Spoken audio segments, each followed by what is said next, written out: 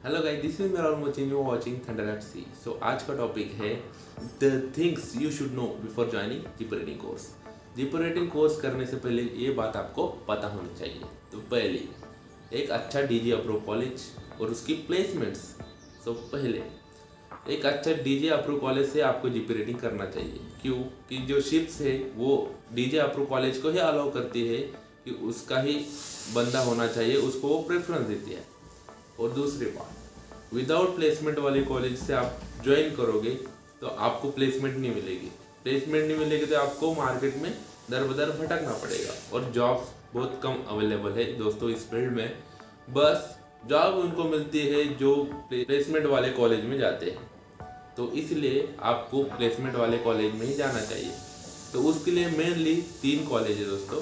पहला है टीएस रहमान, जहाँ पे मेरा एडमिशन हुआ है। दूसरा नुसी गोवा। और तीसरा जहाँ पे 100% प्लेसमेंट से ग्रेट ईस्टर्न एकेडमी। सो ये तीनों कॉलेज में ही आपको जीपी रेटिंग करना चाहिए। फिलहाल तो मैं यही सजेशन दूंगा। उसके बाद में बात करते हैं प्लेसमेंट के बारे में डीप में। तो आपने सपोज लोकल कॉलेज में एडमिशन ले लिया, वहाँ पे जीपी रेटिंग का कोर्स भी होता है और वो डीजे अप्रूव भी है, बट वहाँ पे प्लेसमेंट नहीं होती। जीपी रेटिंग कोर्स तो कर लोगे बट आपको प्लेसमेंट नहीं मिलेगी। वहाँ के कॉलेज क्या करते हैं दोस्तों कि जो बच्चे पढ़ते हैं उन्हें पढ़ाते तो है, उसके बाद में जब प्लेसमेंट्स की बारी आती है, जब वो न कंपनी को बुला के प्लेसमेंट ना करा के वो डायरेक्टली उनसे पैसा लेती है। 1.5-2 लाख रुपए उसमें लग जाते हैं। तो फिर आपने वो प्लेसमेंट ली नहीं तो फिर आपको आगे दिक्कत आती है। आपको सीवी लेके मार्केट में घूमना पड़ता है, जो कि अच्छी बात नहीं है।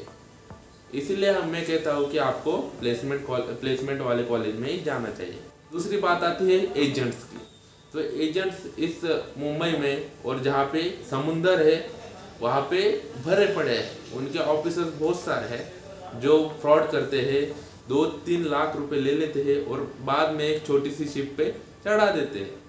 तो ये चीज़ें आपके साथ होने नहीं चाहिए। इसलिए एक अच्छा कॉलेज देखना बहुत इम्पोर्टेंट है। तो मैंने आपको पहले से ही 3 कॉलेजेस बता चुका हूँ। तो सपोज आपका एडमिशन इन कॉलेज में भी हो जाता है तो आपको स्टडी बहुत हार्ड करना पड़ेगा। हालांकि उसमें 2 ही सब्जेक्ट होते हैं, बट दोनों सब्जेक्ट के जब चैप्टर हम देखें तो चैप्टर 15-15, 20-20 होते हैं दोस्तों। तो फिर आपको स्टडी हार्ड करना पड़ेगा। उसके बाद में जो ट्रेनिंग होते हैं ऑन बोर्ड के लिए, प्री सी ट्रेनिंग, वो भी बहुत टफ होती है दोस्तों। तो उसके लिए भी आपको तैयार होना पड़ेगा। और जो प्रैक्टिकल्स होते हैं वो भी मेन एग्जाम आती है तभी आपको परफॉर्म करके दिखाना पड़ता है। तो ये 3 चीज़ें जब आप कॉलेज में रहोगे तो आपको कंप्लीटली इन पे फोकस करना है। तो उससे आप जीपी रेटिंग में अच्छा स्कोर करके आप अपना करियर बना पाओगे। तो बात करते हैं जब जीपी रेटिंग कोर्स कंप्लीट हो जाता है, जब हम एग्ज़ाम देते हैं मेन एग्ज़ाम्स। तो उसमें पहले एग्ज़ाम में आप फेल हुए तो आपको 3 अटेम्प्ट्स मिलते हैं। तो आप उन 3 अटेम्प्ट्स में क्लियर होना ही चाहिए। आप उन 3 अटेम्प्ट्स में क्लियर नहीं होते हैं दोस्तों तो फिर से आपको जो कॉलेज की फीस है वो आपको कॉलेज में जमा करनी पड़ेगी। उसके बाद में आपको 6 महीने की फिर से एक ट्रेनिंग करना पड़ेगी। यानी आपका जो लर्निंग पीरियड होता है पूरा 1 साल का हो जाता है। उसके बाद में आपको फिर से जीपी रेटिंग का मेन एग्ज़ाम है वो आपको देना पड़ेगा, तभी जाके आप वो एग्ज़ाम देने के लिए अलाउ होंगे। इसीलिए जो स्टार्टिंग जो हमें 3 जो अटेम्प्ट मिलते हैं उससे ही हमें जीपी रेटिंग कोर्स पास हो जाना चाहिए। तो 3, मैं तो कहता हूँ 3 नहीं, पहले अटेम्प्ट में आपने क्लियर करना चाहिए। तो उसके बाद में हम बात करते हैं मेन एग्ज़ाम का पैटर्न। तो पैटर्न में 3 चीज़ें होती है। पहला है प्रैक्टिकल। दोनों सब्जेक्ट के प्रैक्टिकल एग्ज़ाम होते हैं। जैसा कि मैंने पहले ही बोला कि प्रैक्टिकल में आपको अच्छे से ध्यान देना पड़ेगा, क्योंकि जो एक्सटर्नल आता है, जो आपको प्रैक्टिकल उनके सामने परफॉर्म करना पड़ता है, उन्हें वो आपका प्रैक्टिकल एकदम बारीकी से देखेंगे और अब उनको आपके प्रैक्टिकल में कुछ गलती लगी तो आपको वो लोग फेल भी कर सकते हैं। उसके बाद आते हैं दोस्तों आपकी ओरल। जो इंस्ट्रक्टर होता है और जो आपका एक्सटर्नल होता है जो आपके ओरल्स लेगा उसको आपकी परफॉर्मेंस बेस्ट लगनी चाहिए।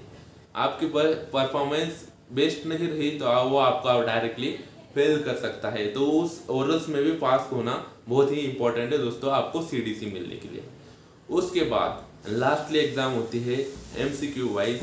उसमें 4 ऑप्शन रहेंगे एमसीक्यू के। वो ऑनलाइन एग्ज़ाम होगी आपकी ओरल्स के बाद में। तो ये तीनों एग्ज़ाम कंप्लीट करने के बाद में ही आपको आपकी सीडीसी मिलेगी और आपका जीपी रीडिंग का कोर्स है वो कंप्लीट होगा। तो उसके बाद में आप अलाउ हो गए आपके जहाज पे जाने के लिए। तो इसके लिए आपको बहुत हार्ड वर्क और टफ ट्रेनिंग से गुजरना पड़ेगा और उसके लिए आपको प्लेसमेंट भी क्रैक करनी पड़ेगी। तो जीपी रीडिंग करने से पहले ये चीज़ आपको पता ही होनी चाहिए। The things you should know before joining this GP reading course. तो ये चीज़ें आपको मैंने बता दी। अगली वीडियो में शिप पे काम क्या होता है इसके बारे में बताने वाला हूँ। और मैंने जो सिलेबस है जीपी रीडिंग का वो मेरे डिस्क्रिप्शन में दिया हुआ है। जो वीडियो मैंने बनाया था उसकी लिंक मैंने डिस्क्रिप्शन में दी है, अब जाके वो चेक कर सकते हो। तब तक के लिए thank you so much. Like share and subscribe to my channel. Thank you.